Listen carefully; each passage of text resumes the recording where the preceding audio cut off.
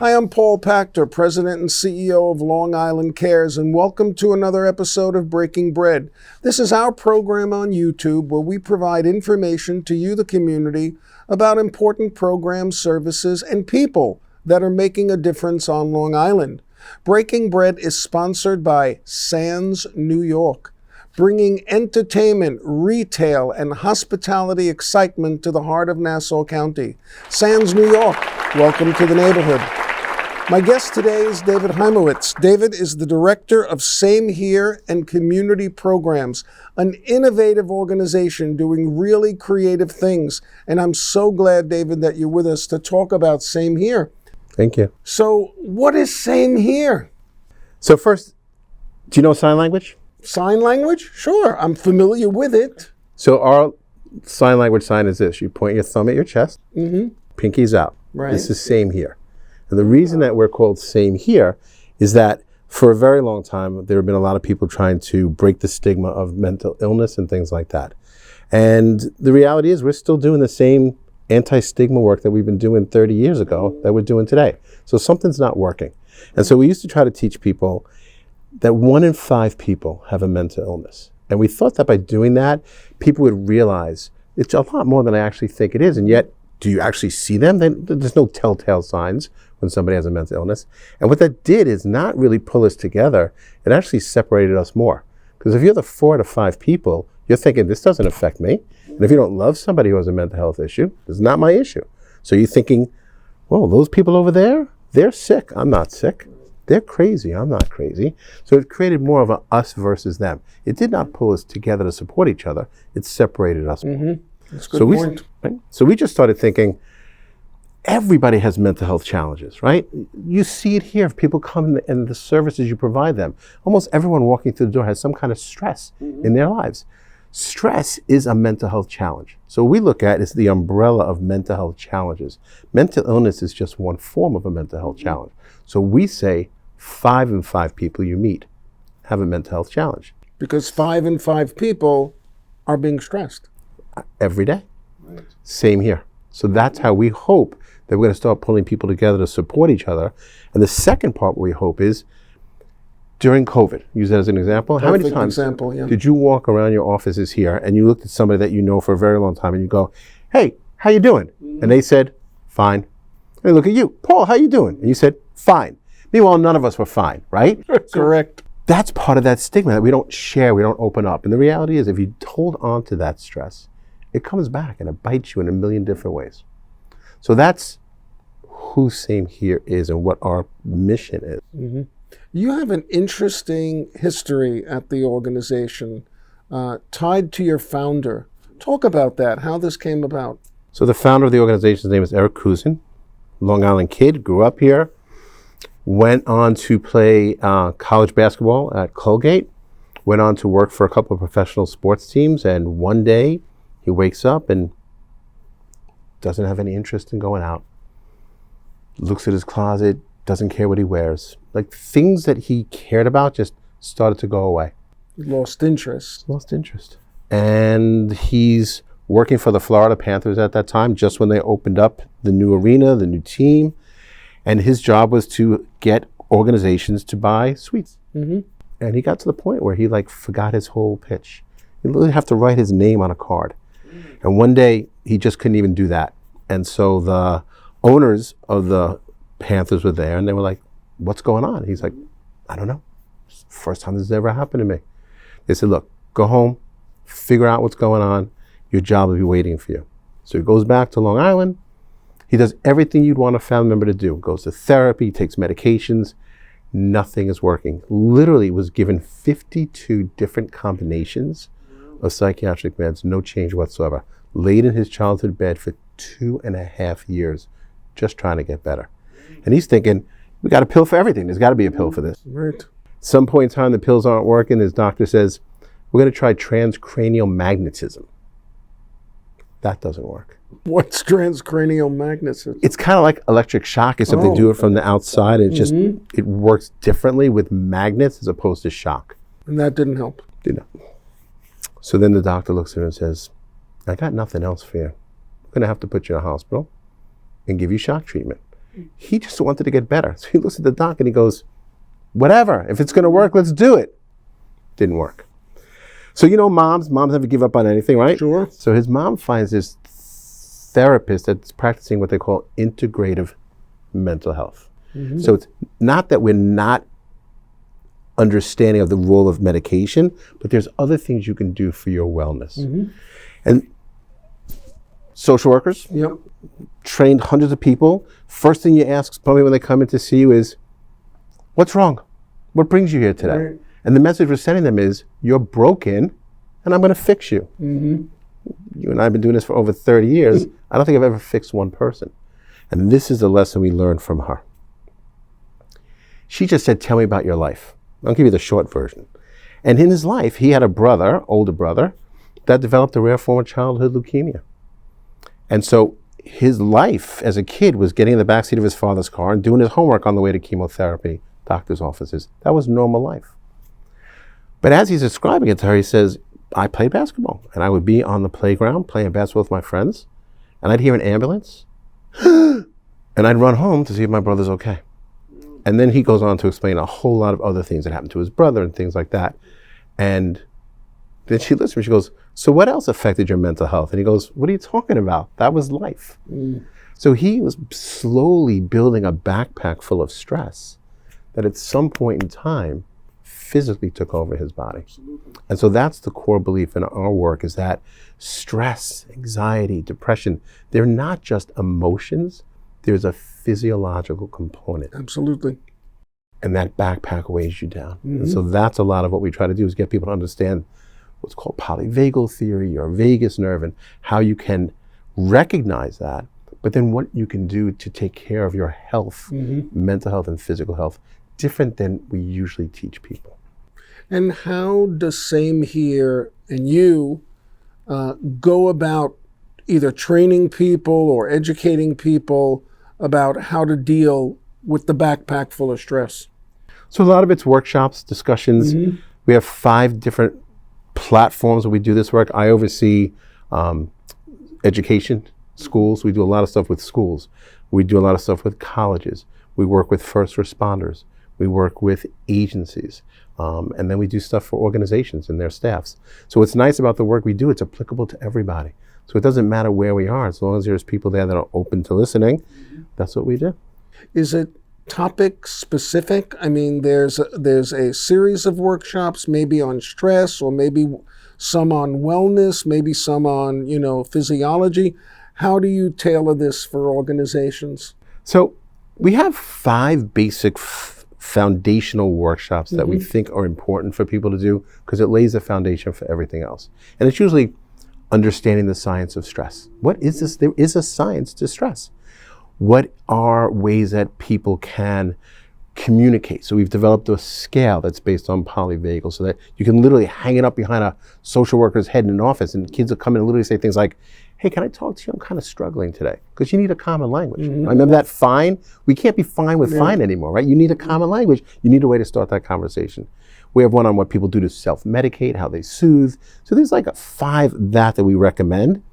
But in between that, it's everything else. We have a wellness discussion where we'll get together with staffs and we'll do things like, how do you stay positive when the environment's negative? Yeah. How do you develop healthy relationships? How do you change a negative relation to a healthy? So anything that creates stress, we will build it. If you say to us, this is the issue we're dealing with, we'll find a creative way to do that kind of a workshop and training. And people, as you said, stress is everywhere. It's a part of normal living, whether we create it ourselves or it's created by the environment or by someone else.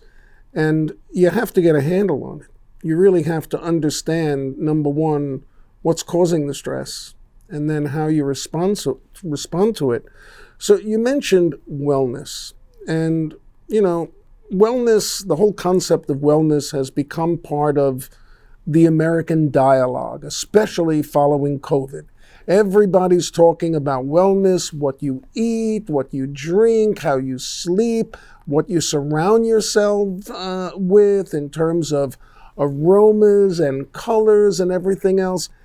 How do you focus on that for people? Because a lot of people want to hear, there's no pill for wellness, or maybe there's a supplement for wellness. But, that whole concept, how do you bring that to people? What do you look at? Well, it's a core part of what we do. Mm-hmm. Right? So we have these exercises called STAR exercises. So we believe that stress and trauma deposits itself in your body.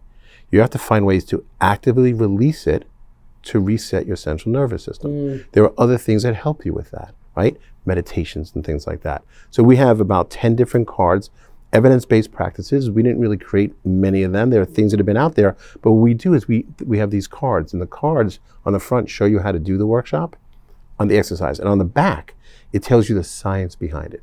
It shows you how to do it and why it works. You and I, a long time ago, go to the gym, there was a bicycle and there was a treadmill. If you didn't like to bike or run, the gym was useless to you, right? Now you go to the gym and I'm afraid to ask them how to teach me how to do it because there's so many contraptions. But that's the thing we try to get people to do, is you have to match the work to what you're trying to do for yourself. Things for headaches, things for stomach aches. So that's what we kind of do. We have a lot of people that work with us. If you go on our website, Same Here Global, there's celebrity alliances. We have celebrities that will come out who have gone through their own mental health issues. We have people who have created some of these things or have become experts in some of these practices. So you can literally just go in there and see tapping and havening and then learn more about it. So there's a lot of different ways we try to get the word out. But to me, I think it always starts with, do you understand why your body's doing what it's doing? And I'll give you one quick example. It's my favorite. It's when I first started to say, maybe there really is something to this. So I wasn't really sure. I was kind of, all right, let me just do my thing, you do your thing. Well, you're an expert in the field of mental illness and mental health. So, for me, it's like, if Dave Hymowitz is buying into this, if something's making sense, to me, immediately, if I hear your name is associated with something, it's legitimate. So I'm sorry, go ahead. I had to build you up. Now I'm blushing. So, but I think you and I came from a place where we learned about that stuff, addictions and mental health, from the medical perspective. Oh yeah, definitely. And there is a medical perspective. This is a little different. And here's my example. When I ask teachers and parents, when your kids complain of not feeling well, but they're kind of stressed out, they always complain of the same three things. Do you remember what those three things are? They're tired. Tired. They don't feel like eating. No, that's not one of the top ones. They don't want to socialize with anyone. Think medical. Oh boy, I'm tired. I Try have remember pain. when you're pain where? Two places they complain of pain. A headache. Headache. Stomach ache. Stomach ache. Yeah. 1,000 parts of our body, and yet every single one of us, especially when we're kids and still as adults, complain of headaches, stomach aches, and being tired. We believe this is the connection. There's a vagus nerve. It's the longest nerve in your body. It starts behind your ear and your brain. It goes down through your body, touches every part of your body. When you get anxious or you get nervous or you get stressed, your vagus nerve gets active. It's there to protect you. We know that as the 3 Fs, fight, flight, or freeze. Starts in your head. For some of us, the vagus nerve doesn't reset after your stress goes away. Keeps on going. So do you see why you get headache? Yeah. Do you know the second largest nervous system in your body? Well, you spoke of the central nervous system. But it's in your stomach. Sure. And that's why you're getting stomach aches. And if you've now brought all that energy into your head because that vagus nerve doesn't reset, then where's the energy for the rest of your body? It's nowhere. And that's why you're tired. So your vagus nerve, which is trying to protect you, if it doesn't reset, it actually sets your system in a downward spiral. And you know that if you don't have energy for certain organs in your body, like your gut, then that doesn't work the way it's supposed to. And that's why people start to get sick physically in addition to it. When people walk around feeling uncomfortable, they feel bloated. It's funny. It's not funny. I mean, it's very interesting that you bring up the fact that you and I came up in the field of social work under the medical psychiatric model, and not talking about things like the vagus nerve or talking, about the 3 Fs. And I think during COVID, as weird as it may sound, COVID was the best thing ever to happen to mental health, because people started to realize that all of us are not infallible, and that just by the fact that we're locked in, what loneliness does to us. When was the organization founded? It's got to be close to 10 years now. Because I've been with the organization for about 5, and I think they started 3 to 4 years before I joined them. And tell me, who do you see right now in all the work that you're doing? Who's your audience? You mentioned schools, you mentioned organizations and professionals. I certainly can see it, and you and I have had this discussion about, nonprofits and the fact that so many people in the nonprofits are just loaded with stress based upon their responsibility. I don't know if I'm getting a raise this year. I don't know if the organization's going to be able to survive another year like this. There's too many clients. My caseloads are too big. And that doesn't include what you go home to at the end of the day. That's why it's for everybody. Yeah. Because we have stress at home, we have stress at work. It's for everybody. So I'm mostly in the schools. The nice thing about doing in the schools is the work that we do is translatable at every level. So we work with the students, we work with the staff and the teachers, we work with the parents, right? Our whole mission is, if we're involved in any physical organization, to help change the culture. We don't want it to be, it's the wellness month, or it's the, no, it should be a part of what you do, right? So one of the things we saw with COVID, very frustrating, is you heard people talk about, well, now it's COVID, so we're going to be patient, we're going to be kind, we're going to be gentle, and then all of a sudden we're like, COVID's over, back to academic excellence. Yep, how quick that disappeared, being kind to one another. So when did they become mutually exclusive ideas? And so what I came up with was 4 letters, SEAD, social, emotional, academic development. That you need good social, emotional beings to learn better. Sure, you had this experience as a kid. You had a 4th period test, you sat in 1st period, right? You're stressed about 4th period.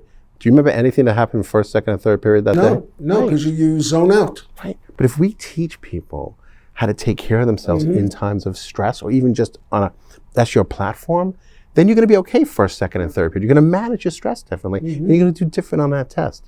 So that's what we love about this, and it goes in every organization we bring it. What I love is that because we come from working in the community, so I have connections in places. So we've been doing some of this stuff with the library staff. I know it may sound ridiculous, the library, it's a wonderful place.